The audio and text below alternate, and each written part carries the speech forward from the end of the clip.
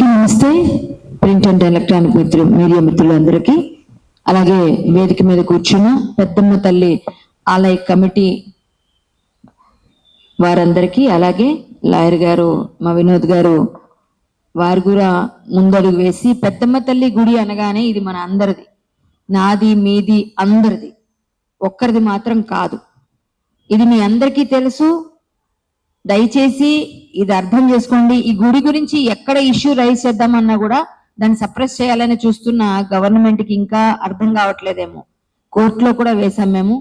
కోర్టులో మేము అడిగితే తహసీల్దార్ గారు వివరాలతో పాటుగా మీరు కూడా కౌంటర్ ఫైల్ చేయండి అని చెప్పడం జరిగింది హైకోర్టు వారు.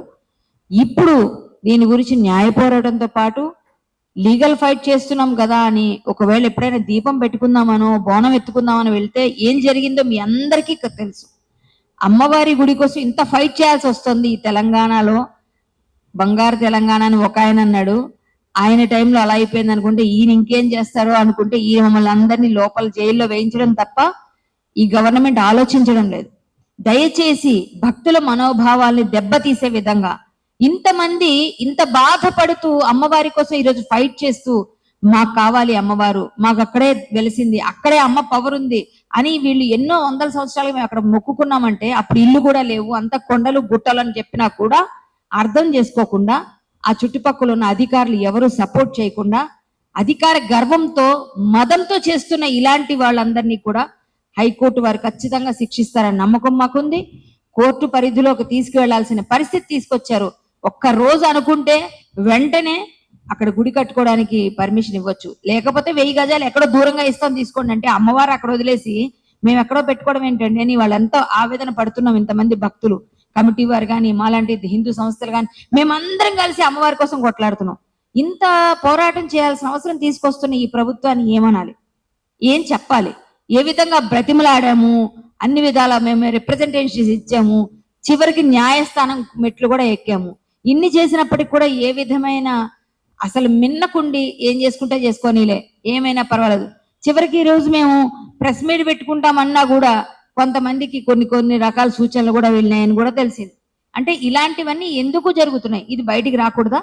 అంటే ఈ ఇష్యూ బయటకు వచ్చి మేము గట్టిగా మాట్లాడితే ఇంకేమన్నా మీకు ఇబ్బందా? భక్తుల మనోభావాల్ని గౌరవించిన వారికి ఖచ్చితంగా నెక్స్ట్ వచ్చే కార్పొరేట్ ఎలక్షన్ లో మా ఆ ఏరియాలో ఉన్న వాళ్ళందరూ కూడా మీ గవర్నమెంట్ బుద్ధి చెప్పకుండా వదలరు. కన్ఫర్మ్ గా చెప్తున్నామండి, మీకు భక్తుల మనోభావాలు అవసరం లేదు, అమ్మవారు కూడా అవసరం లేదు. ఏ ఎండకు ఆ గొడుగు పట్టే వాళ్ళు కాబట్టి అలా ఉన్నారు. మేము అలా కాదు. మేము ఖచ్చితంగా న్యాయ పోరాటం చేస్తాం, న్యాయస్థానాన్ని ఆశ్రయించాం. అంతేకాకుండా ఫిజికల్ గా కూడా మా వైపు నుంచి ఏ విధంగా మేము చేయగలం అన్ని విధాలుగా ప్రయత్నాలు చేస్తాం. కాకపోతే ఒకసారి రిప్రజెంటేషన్ ఇవ్వడం కూడా మా వంతు కాబట్టి ప్రతి ఒక్కరికి రిప్రజెంటేషన్ ఇస్తాం. మా ఎజెండాలో కూడా అదే ఉంది. ప్రతి ఒక్కరిని కలుస్తాం. ఎందుకంటే మా వైపు నుంచి ఎటువంటి ప్రయత్నం లోపం లేకుండా మేము చేస్తాం. చేసేటప్పుడు ఎట్టి పరిస్థితిలో కూడా అమ్మవారే మాకు అనుగ్రహం ఇస్తుంది. ఖచ్చితంగా మా పెద్దమ్మ తల్లిని అక్కడ మేము నిలబెట్టుకుంటాం. పెద్దమ్మ తల్లిని అక్కడ ఖచ్చితంగా మా అందరికీ అమ్మవారి దర్శనం ఇస్తారు. ఆలయ కమిటీ వాళ్ళందరూ కూడా ఇదే మాట మీద ఉన్నారు. ఈ రోజు మొదటి ప్రెస్ మీట్ ఇది, ఇంకా మొదటి ప్రెస్ మీట్. ఇక ముందు ఇంకా చాలా జరుగుతాయి. చాలా చెప్తాం. ప్రతి అప్డేట్ మీకు తెలియజేస్తాం. ఇంతవరకు మేము ఏదో నెల రోజులు అయిపోయింది కదా, మీరు మాట్లాడలేదు వీళ్ళు మాట్లాడలేదు, సెటిల్ అయిపోయిందేమో అనుకుంటారు జనం. కాబట్టి ఈ రోజు అనుకోకుండా సడన్ గా ప్రెస్ మీట్ పెట్టడం జరిగింది. ఎందుకంటే వివరాలు తెలియకపోతే పెద్దమ్మ తల్లి గుడి సమస్య పోయింది అనుకుంటున్న వారి కోసం సమస్య పోలేదు, ఇంకా అలాగే ఉంది, జటిలం అవుతుంది, ఇంకా రోజుకి పెరుగుతుంది. ఆ పెరుగుతున్న దాన్ని మేమందరం కలిసి ఎదుర్కోవడానికి సిద్ధంగా ఉన్నామండి.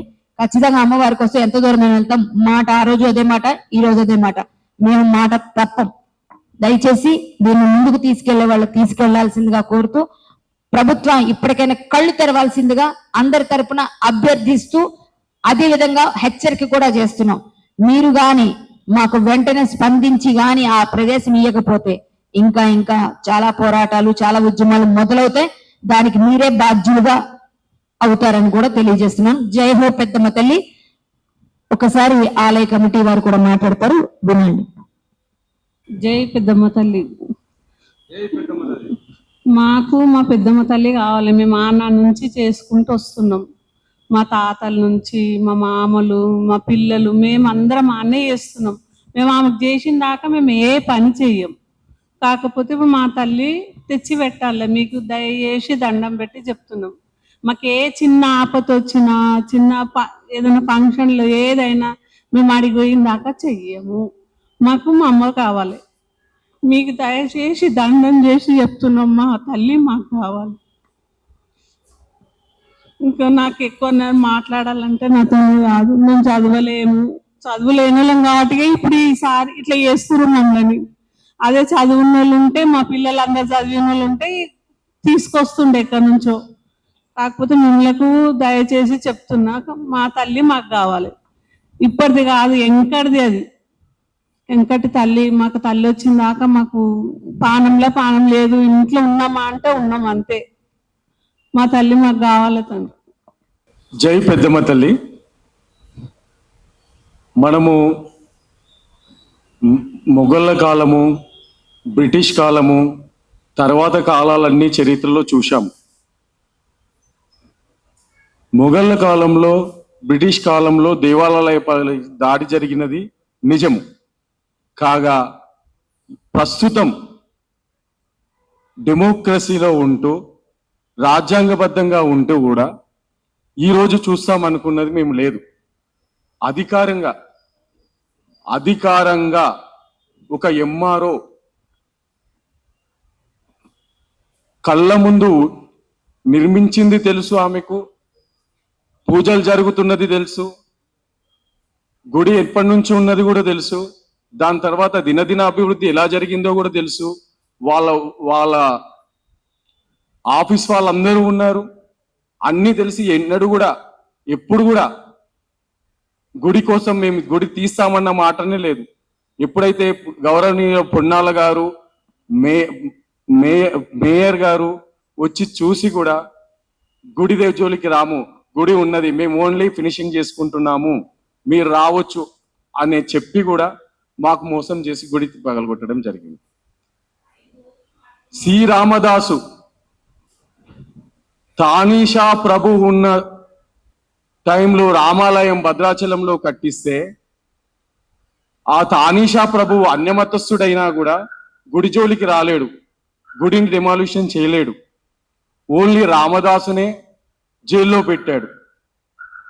కానీ ఈ రకమైన ప్రభుత్వం, ఈ రకమైన అధికారుల భావన ఫ్యూచర్లో ఏ రకంగా ఉంటుంది, ఒక దేశానికి ఏ రకమైన, హిందువులకు ఏ రకమైన రక్షణ, గుళ్ళకి ఏ రకంగా ఉంటుంది, అసలు మనుషులలో రిలేషన్ ఎలా ఉంటుంది, దేవాలయాలతోని దేవుడన్న భయం ఉన్నప్పుడే మన అస్తిత్వం ఉంది, మన బంధాలు ఉన్నాయి. ఆ భయాన్ని తీసేస్తాము, దేవుడు గుళ్ళు పలగొడుతూ ఒక హిందూ రాజ్యాన్ని లేకుండా చేద్దాము అనుకున్నప్పుడు ఇంకా ఏ రకంగా ఉంటుందో ఆ ప్రభుత్వానికి, ప్రజలకే విజ్ఞప్తి చేస్తుంది. జై పెద్దమ్మ తల్లి. అంతేకాకుండా మేము దీన్ని అన్ని పార్టీ అధ్యక్షులకు, ఇంక్లూడింగ్ ఎంఐఎం పార్టీ అధ్యక్షుడి దగ్గరికి కూడా వెళ్తాము. ఈ గుడి కోసం అన్ని అథారిటీస్కి వెళ్తాం, అన్ని కోర్టులకు వెళ్తాం. అమ్మవారి గుడి నిర్మాణం మాత్రం తప్పకుండా జరగాలి. సహకారదర్శిని ఒక గుడిని మన ఈ భారతదేశంలో స్వతంత్రం వచ్చిన తర్వాత ఒక గుడిని ఇంత దౌర్జన్యంగా ప్రాణప్రతిష్ఠ చేసే గుడిని తీయడం మొదటిసారి. అది కాంగ్రెస్ ప్రభుత్వానికి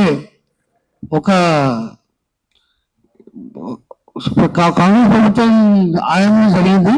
అది కూడా ఒక ఎంఆర్ఓ తన ఉన్న బాధ్యతలను మర్చి, ప్రజల యొక్క ఐక్యతను మర్చి, ఆమె ఉన్న శక్తి, నేను ఒక ఎంఆర్ఓను ఏమని చేయగలుగుతా అనే విషయం మీద ఆ ప్రభుత్వం హిందువుల ఒక మనోభావాలను లెక్క చేయకుండా ఆ ప్రాణ ప్రతిష్ఠ చేసిన గుడిని తీయడమే కాకుండా అమ్మవారిని తీసుకెళ్లి వేరే గుడి దగ్గర వాళ్లకు దాత ఇచ్చిండు. ఈ విగ్రహం మీరు చూసుకోండి అని చెప్పి ఆ గుడికి ఇవ్వడం జరిగింది. ఆ గుడి వాళ్ళ గురించి మాకు ఇన్ఫర్మేషన్ వచ్చింది. గుడికి అక్కడ ఉంది విగ్రహం. బజరంగల్ విశ్వ హిందూ పరిషత్ నుంచి హెచ్చరిస్తున్నాం, మాకు గుడి అక్కడే కావాలి, అదే ప్లేస్ లో కడతాం. అయోధ్యతో అవి జాగి హే, పెద్దమ్మ తల్లి గుడి అవి బాకీ హే. రేపటి నుంచి ఇదే విధానం మీద బజరంగల్ విశ్వ హిందూ పరిషత్ భారీ ఎత్తున మా యొక్క కార్యక్రమాలను మొదలు పెడుతున్నాము. ఎక్కడ ప్రభుత్వం మాకు ఈరోజు సాయంకాలం లోపల ఈ గుడికి సంబంధించింది ఎలాంటి వివరాలు లేకుంటే మేము ఎక్కడికైనా చేయడానికి రెడీ అని చెప్పి విశ్వ హిందూ పరిషత్ బజరంగ దళం నుంచి హెచ్చరిస్తున్నాం. జై శ్రీరామ్, భారత్ మాతాకి జై, పెద్దమ్మ తల్లికి జై.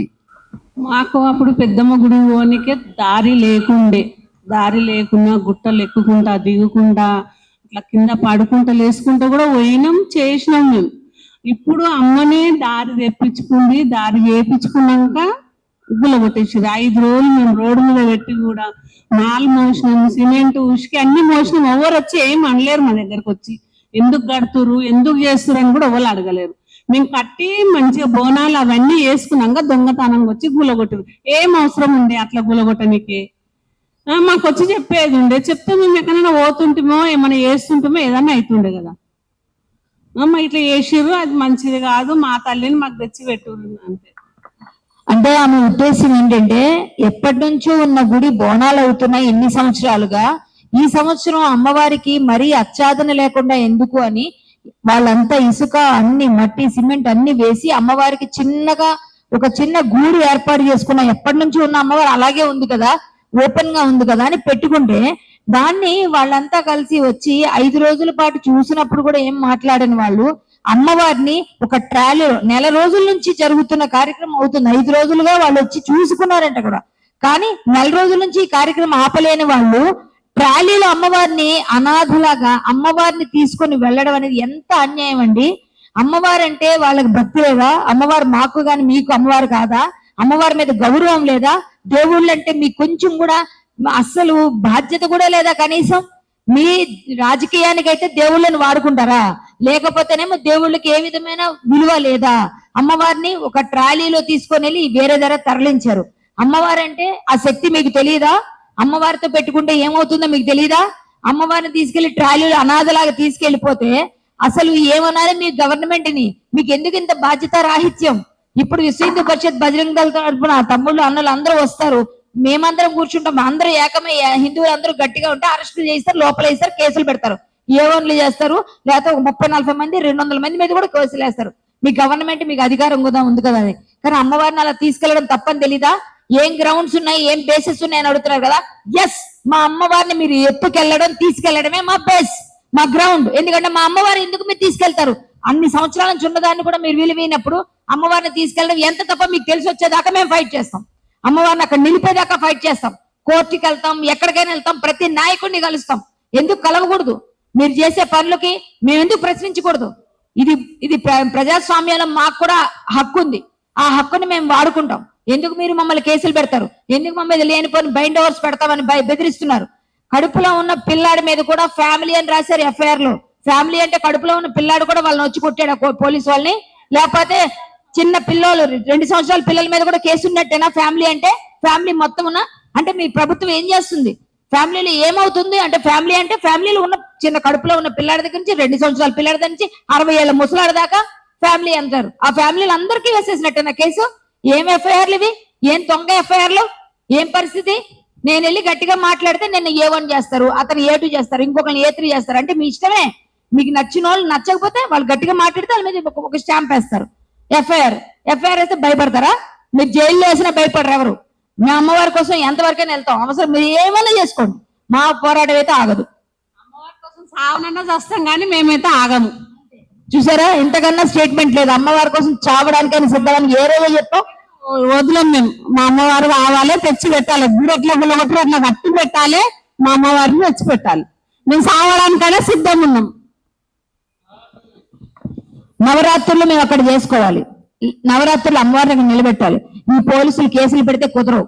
నవరాత్రులు అక్కడ జరగాలి అంటే ఇదేదో పరిష్కారం వాళ్ళు చెప్పినట్టు వాళ్ళ సాయంత్రం లోపల రేపటి లోపల మాకు రావాలి. రాకపోతే మళ్ళా మేము ఉద్యమం మొదలు పెడతాం. ఖచ్చితంగా చెప్తున్నాం. మీరు ఏమైనా చేసుకోండి, జైలు వేసుకోండి, ఏమైనా చేసుకోండి, నవరాత్రులు అక్కడ జరగాలి. అసెంబ్లీ ముట్టడి కూడా చేస్తాం మేము. ఈసారి మామూలుగా ఉండదు. మీరు ప్రివెంటివ్ అరెస్టులు చేస్తానంటారా? 10 రోజులు లోపల వేస్తారా? 14 రోజులు రిమైండ్ చేస్తారా? మాకొద్దు. మేము అసెంబ్లీ కూడా ముట్టడి చేయడానికి రెడీగా ఉన్నారు. భక్తులందరూ ఆగ్రహానికి వస్తే మిమ్మల్ని మీరు వాళ్ళ ఆగ్రహాన్ని తట్టుకోలేరు. భక్తులతోని అమ్మవారితోని పెట్టుకోకండి దయచేసి. ఇప్పుడు మా కష్టాలు వస్తున్నాయి, మేము ఎవరిని అడగాలి? 70 కొబ్బరికాయ కొట్టాలి మేము. ఆన నుంచి మా తాతల నుంచి పెట్టిర్రు. మేము ఆడ పోయి ఏం కష్టం వచ్చినా మేము కొబ్బరికాయ కొట్టి మొక్కుతే మాకు మంచిగా అవుతుంది.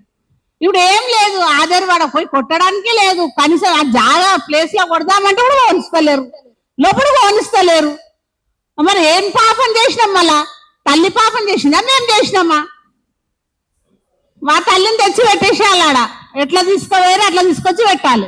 ఏదైతే పెద్దమ్మ తల్లి గురించి మేము పోరాటం చేస్తున్నామో ఖచ్చితంగా రానున్న బై ఎలక్షన్ కానీ జూబ్లీహిల్స్ జిహెచ్ఎంసీ ఎలక్షన్స్ కానీ సర్పంచ్ ఎలక్షన్స్ కానీ చాలా భారీ మీకు ప్రాబ్లమ్స్ ఎదురవుతాయని చెప్పేసి ఇక్కడ నుంచి హెచ్చరిస్తున్నాం. ఖచ్చితంగా మా సెంటిమెంట్స్ హర్ట్ చేసిందే కాకుండా మమ్మల్ని రోడ్ల మీద కీడ్చి మమ్మల్ని జైల్లో పాలు చేసి ఈరోజు అన్ని విధాలుగా మమ్మల్ని చాలా ఇబ్బంది పెడుతున్నారు. కాబట్టి రానున్న ఎలక్షన్స్ లో మేము గ్రామాలలోకి వెళ్ళడానికి కూడా రెడీ ఉన్నాము. ఆల్రెడీ మేము చర్చలు చేస్తున్నాం. రానున్న ఇప్పుడు నవరాత్రులు ఉన్నాయి, చాలా పెద్ద కార్యాచరణ మేము మాట్లాడడం జరిగింది. ఈ గణేష్ ఉత్సవాల్లో రానున్న దేవి నవరాత్రుల్లో భారీ ఉద్యమం ఉంటదని చెప్పేసి హెచ్చరిస్తున్నాం. ఖచ్చితంగా హిందువులందరూ రెడీగా ఉండండి, మన పోరాటం ఆగదని చెప్పేసి ఇక్కడ నుంచి తెలియజేస్తున్నాము. రానున్న జూబ్లీహిల్స్ బై ఎలక్షన్స్ లో వీళ్ళు ఇదే విధంగా మన హిందూ సెంటిమెంట్స్ ని పట్టించుకోకపోవడము ఇదే విధంగా వీళ్ళు కొనసాగిస్తే ఖచ్చితంగా జూబ్లీహిల్స్ ఎలక్షన్స్ లో మన సత్తా చూపెట్టి వీళ్ళకి బుద్ధి చెప్పాలని చెప్పేసి ఇక్కడ నుంచి నేను చెప్తున్నాను. జై శ్రీరామ్. హిందూ బంధువులందరూ రెడీగా ఉండండి, మనం మన పెద్దమ్మ తల్లి గుడి కాపాడుకుందాం. జై శ్రీరామ్. గవర్నమెంట్ జాగానే మా అమ్మవారికి ఏనికి ఏమైంది మీకు? తెలంగాణకు అన్ని ఉన్నాయి, డబ్బులు ఉన్నాయి, బడ్జెట్ ఉంది, అంతా అంతా అమ్మవారి దేవాలు అంతా బాగుంది. ఈ అమ్మవారికి గనక ఈ విషయంలో గవర్నమెంట్ గనక స్పందించకపోతే తెలంగాణ ప్రజలకు ఈ అమ్మవారి శాపన మంచిది కాదు. గవర్నమెంట్ కూడా దీనిపైన ఇమ్మీడియట్ గా స్పందించాలి. దీనిపైన లీగల్ గా మేము ఎంతవరకైనా పోరాటం చేస్తాము, అమ్మవారి యొక్క ఆశీర్వాదము తోని మేము ముందుకు వెళ్తాము అని నేను మనవి చేస్తున్నాను. జై పెద్దమ్మ తల్లి. సో 11 నాడు ఇది ఉంటది. రెండో విషయం ఏంటి అంటే ఎక్కడైనా ప్రాబ్లం వస్తే పోయి గుడిలో మొక్కుతాము. అమ్మవారికి ప్రాబ్లం వచ్చింది, కోర్టులో పోయి అమ్మవారు కూర్చోవాల్సి వచ్చింది. ఇది చాలా బాధాకరం విషయమైనది. రెండోది నెక్స్ట్ కార్యాచరణ కూడా మేము ఏంటనేది చెప్తాము తప్పకుండా. నవరాత్రుల పూజ మాత్రం అక్కడనే జరుపుతాము, ఇది కూడా గ్యారంటీ. గవర్నమెంట్ దీనిపైన ఇమీడియట్లీ యాక్షన్ తీసుకోవాలి. ఎందుకంటే ఇంతకు ముందు మేము కలెక్టర్ గారికి కూడా ఈరోజు ప్రజావాహినిలో వేయడం జరిగింది. దీనికంటే ముందు కూడా 140 దాదాపు 140 సంస్థల నుంచి ఒక 100 అనేది ఇండివిజువల్ గా కూడా ఇచ్చినాము. దానిపైన కూడా ఇప్పటివరకు కలెక్టర్ గారు స్పందించలేదు.